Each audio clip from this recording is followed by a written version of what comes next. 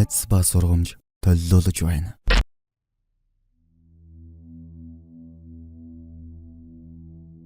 Манаас уг нь хачин жигтэй явдал тохиолдсон хүмүүсээс зөвшөөрөл аван та бүдэд өргөдгийг мэдэгдэж байна.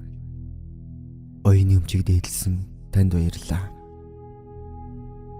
Их сурвалж. Бидэнд тохиолдсон аимшигт явдлууд Facebook групп.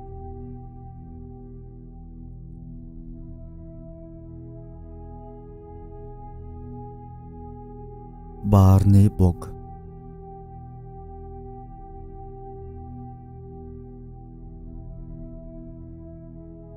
Баарцэнгийн шоуны газраас охин залууж ихтдэг гаруудад сургамж болох үүднээс бичлээ. Энэ явдал яаж байгаад ч үлээ нэг танил болсон хүмүүс байдаг да. Тийм нэг таньдаг танилд маань тохиолдсон явдал юм.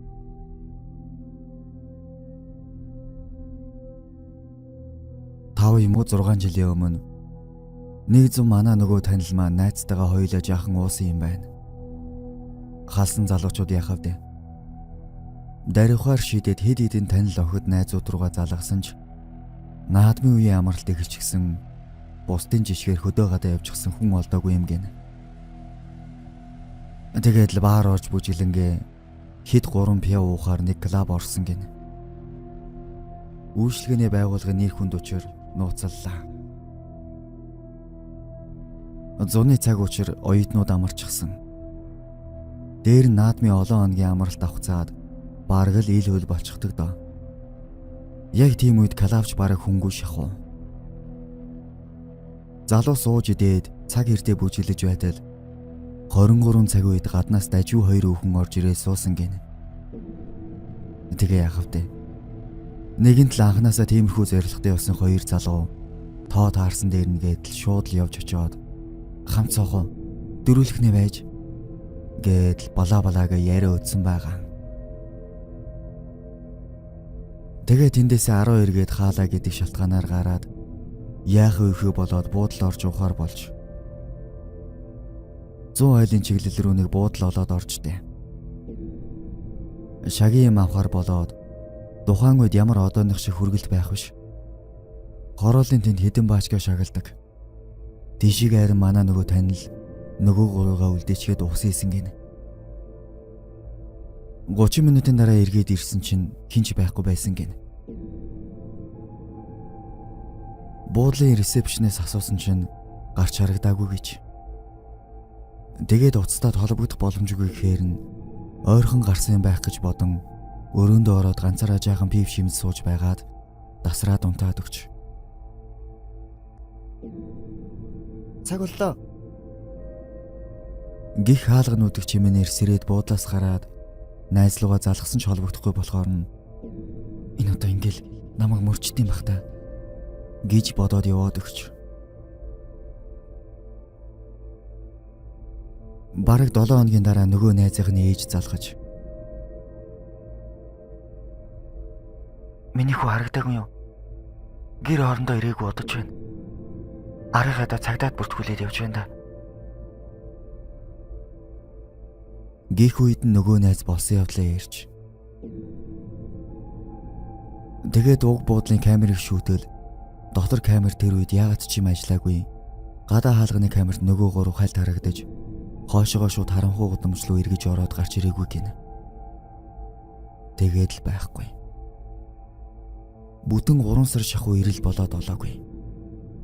Аргагүй ихэнд нэг үзмэрч хүн дээр очиод асуутал. Буруу цагта буруу газарт хүмүүн бус цэцэрүүтээ таарсан байна. Найз чинь амьдч биш, амьгүйч биш. Гэхдээ эзэж эргэж ирэхгүй. Тийм газарт байгаа юм байна. Гэж хэлж. Тэгээд л тэр залуу олдоогүй дээ. Нөгөө танил маань жилийн дараа гадаад руу явсан. —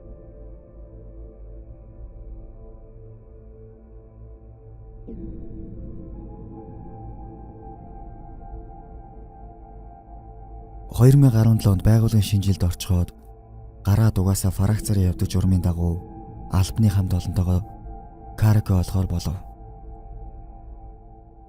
Шинэ жил хаяанд ирчихсэн өдөр болгон шахаа хүлээ авалттай гадуур орох газаргүй битүү болчихдог.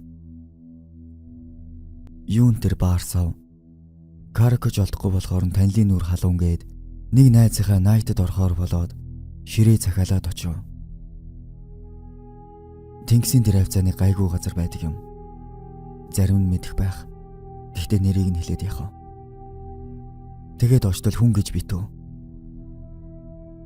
Бид хэд нэг ширээн дөнгөж суугаад л захиалгаа өгөх гээд хөвчмөн аянд юм сонсогдохгүй толгоогоо нийлүүлээд бөөндөө хаширгаад ярьж байтал манай нэг найзын хажууд цагаан палаат шиг сарпанчигч гэмээр юм уу? Тэм нэг юм хүмүүс ч гэсэн танихгүй хүн ирээд суучлаа. Манай нөгөө найз маань нилээд эмоц ихтэй хүн байдаг юм. Хажуудыг шарсан амар хашгирц очоод та юу вэ гэж хэлв. Бид хэд нөгөөдгөө явуулаад за энэ чи юм шүү. Энтригээд шоолж гарав. Би харин тэр үед зургийг дарч юм уу санаатай зургийг нь дарсан юм. Согдуу гэхэд согдуу биш. Хачи амар өнөр танартай. Би үнэндээ тийм эмэгтэй хүнийг бол харж байгаагүй маань. Манай нөгөөх зам гэл хөөчихлөө. Нөгөөдөг чинь босоол тэр хаваар өөр ширээ мэрээ дамжаал яваал байсан. Бид хэд ч нэг их тоогоогүй. Шүн 2 өнгөрөөгөөд гартал нөгөөх чинь гадаа зогсож байдаг юм байна. Дээгүүрээ нэг күрдэг бололтой нэнгийн өмс ч гэсэн чичрээ сууж байлаа. Би хамгаалагчаас нь энэ хүүхний найз нөхөд гэж дотор байгаа юм уу гэж асуутал 2 хүүхэндээ орж ирээд нөгөө 2 нь хаяад явцсан юм шиг байна. Харагдахгүй байна. Гэхээр нь согдуу юм байна. Энд тэнд унаад хөлдөд өгчихгүй гээд бас монгол хүн байна да. Санаа зовоод очоод гэр чинь хаана вэ? Таксины мөнгө байгаа юу гэтэл өөдөөс чи өргөж иг гэж хэлв. Би ч юу хуцаад байгаа юм бэ? Гэртээ хараараа мэдүү гээд 5k өгчөөд ажлынхантайгаа нийлээд яваад өглөө. Маргааш нь ажил дээр нөгөө зургаа харуулж найзгаа шоолж байгаад гинэт нөгөө бууг энтер бодогдоод нөгөө танил руугаа яагаад ч юм нөгөө зургаа явуулчихсан. Гэтэл харин найз маань наад хүүхэн чинь нөгөө 2 хүүхний нэг нь мөн байна гээд над руу залгасан. Сонин байгаа үз. Хүү нэмшмээргүй. Тэр хүүхэн яг одоо бааранд таныг, намайг, чамайг эсвэл танаа найзыг хүлээгээд байж байх ч юм бөлөө. Болгоомжтой л байгаараа залуус минь.